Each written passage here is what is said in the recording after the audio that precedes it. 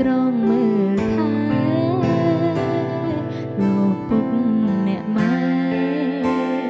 ឲ្យលោកបានសុខសាន្តកូនមកឆ្ងាយមិនយូរនោះទេកូននឹងវិលក្បែរប្រាណឲ្យលោកបានសុខសាន្តលែងនឿយហត់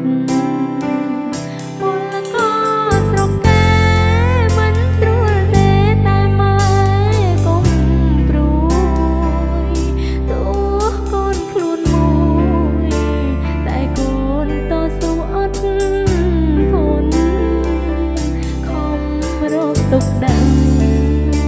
ក្រែងបានសម្រាលទុំងន់ពុកម៉ែលែងធ្ងន់អាចរស់នៅដោយសុខសាន្តសូមរងចាំកូនបន្តិចទៀតទៅមិនយូរកូនទៅរស់នៅជួបជុំសុខសាន្ត